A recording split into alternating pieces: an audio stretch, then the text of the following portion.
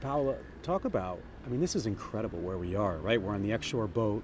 We're here in September in Stockholm, and it's just, I find it incredibly inspiring. What does it do for you? I mean, it makes me happy, so I write good songs. I guess that's kind of that's kind of what my life is about in some way, you know, feeling things, writing about it. Yeah. Now tell me about your writing process. I'm a session girl, so I write almost all my songs in sessions. So we go into the room, talk about what am I feeling, you know, and then we write about it.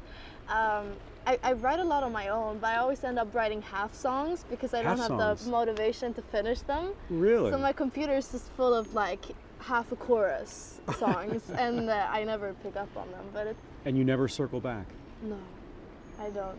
So the inspiration is in that moment, and then it's fleeting. It kind of goes away. Yeah, so I kind of need the people around me to like say, okay, we're gonna finish this now. Oh, we're gonna keep going. We're gonna write the song. Yeah, that's kind of my process. So is that common amongst your contemporaries, other young people in the music business from a writing perspective? I think most people start out writing on their own, and then they start writing in sessions.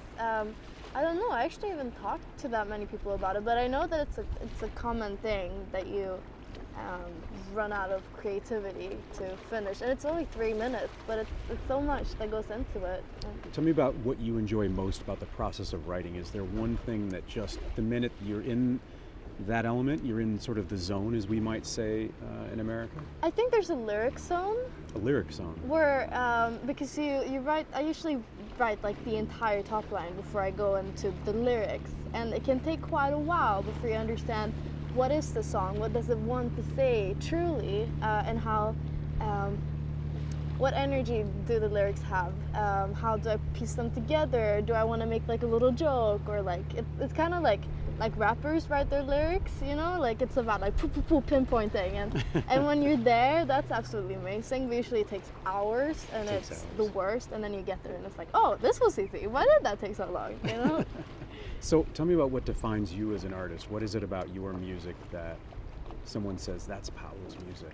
I think I like to be defined by everything I am, and how big an artistry can be, because I feel like today, especially in pop, we want to define like what is the sound of this artist, and what production elements go in there, and how does this person look, and how does this person feel.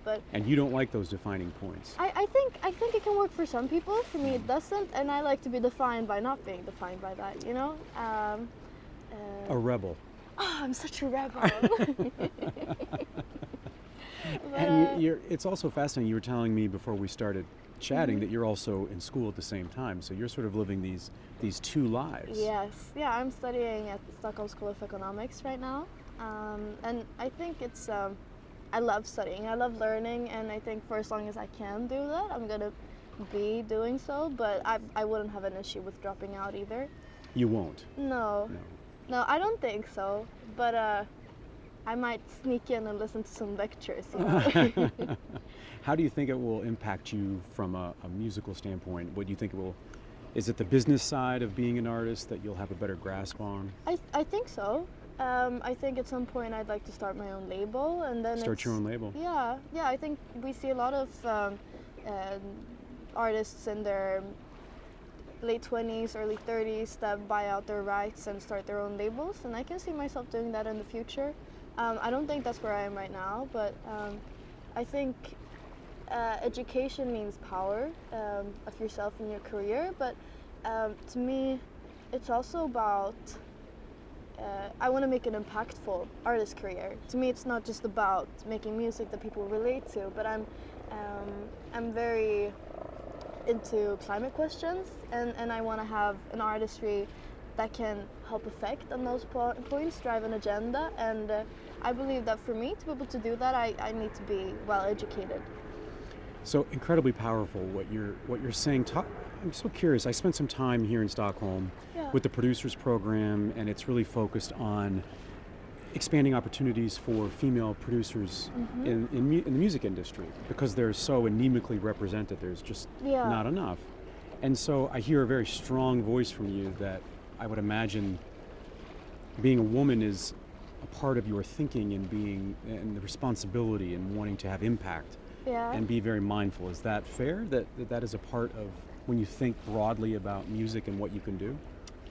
Um, I think that feminism is important in all rooms, and the music industry isn't fully there yet either, like in a lot of industries.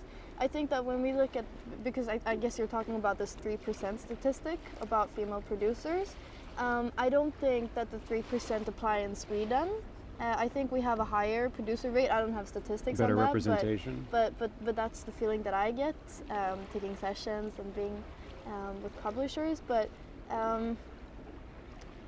I think it's important that feminism is not a female question. It's a human question.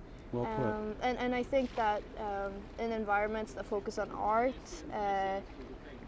there's usually a more liberal or front-thinking perspective on those. And I have a lot of male colleagues that are very well aware of these questions, and I'm happy for that. I think there's a long way to go, but I'm not sure if it's actually in the music industry that it's important for me to affect. Maybe it's more about a global and a national perspective. Where does your sensibility come? It's I mean this as a compliment. That very much like an old soul. Like you're grounded in your beliefs in a way that would make someone think that you were far older and had more life experience. Is this? Would you say it comes from family, from community? That I have no clue. You've always been this way, in feeling just comfortable in your skin and sort of your role. I think that got pretty personal, but I think to me, I grew up without connection with myself and the people around me. I didn't really understand social structures. I watched a lot and understood how to talk, how to be, how to, social structures. So I watched before I learned, I guess. But I mean, I've also learned from my mom. I grew up in church. I don't know if that affected me, but I think I am who I am, and we all are. Combination, yeah. Yeah, it's a combination. So we're here obviously with Denniz Pop Awards, and I've been so fortunate to spend time with people, that are part of this legacy going back decades. Yeah. Tell me about what it means to you to be a part of it and to perform. How does it resonate for you as both a performer and also as a Swedish citizen? I think that the Denniz Pop and the Cheiron legacy, it's absolutely amazing to grow up in the Swedish music industry with that, and being here with the awards. To me, it's a way to honor that, because you always get the question, why is Swedish music so successful? And I don't know, but I think it's partly thanks to him and that era that was. There are people who will talk better about that than me, but yeah, to me it's about honoring that legacy and the songs that were written then, and also trying to give a new perspective on the songs that were written then. Now, what would this song sound like now, What's the big dream? You obviously have your whole life ahead of you, and you're obviously very intelligent, and you're going to school, and you've got now this music career that's climbing. Is it hard to put both of those elements into the same sort of dream, or how do you think about that? Is dreaming a part of your process? Oh, absolutely. Yeah. But I don't think I'm one of, like, my dreams isn't about playing that arena or getting those amount of streams. To me, it's like my dream is working in the music industry, because I absolutely love music, but I also have a lot of climate anxiety, and I want to be able to say that I tried to do something, at least that I affected something, and I believe that art is very close to us, and I think that today music might be the art form that we actually consume emotionally the most, and I hope and I believe that there can be impacts there, how when we listen and we understand and we gain a perspective. And also there's an influencership that comes with it, and I hope to be able to use that. But I guess that's what I want. I want a fairer world, and I want to work in music. Well, I will tell you that this term climate anxiety is something that I've heard repeatedly here in my time in Stockholm, and I do think it's an incredible blend that I hope the rest of the world recognizes in the celebration of the arts, but even more importantly, a very active process around the climate and wanting to But I support, don't think we're participate, doing innovate. enough, you know? You don't think it's so? Easy, it's easy to be proud of what you've done, but I don't know. Like if you look at the IPCC reports, it's looking pretty dark, and I think that we're kind of doing the bare minimum over here.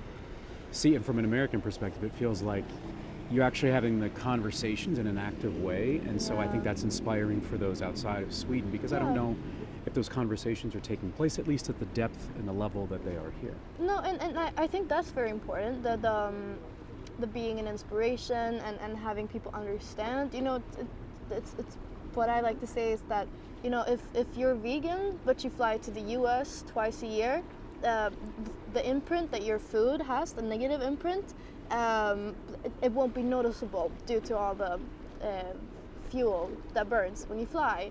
But the social impact that you have, telling everybody that you're vegan and you're doing it for the climate, that will have a huge impact. And we need to see those. We need to see those effects as well. If this were a session, we'll put a wrap on this session. I'm not a songwriter by any estimation. What do you think the moral of your story is, even though you're early on? I mean, what can those that are aspiring to be right alongside you in what you are doing? What's the moral of what's the meaning of your story that a young person can take and be inspired by? I think that we need to have fun the years we have here, however long they are. But if something is important to you, you should do it.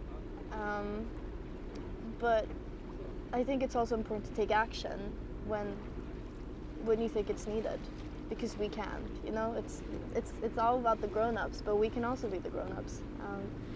But yeah, to do what you want to do, and you can come pretty far if you fight for it, I think.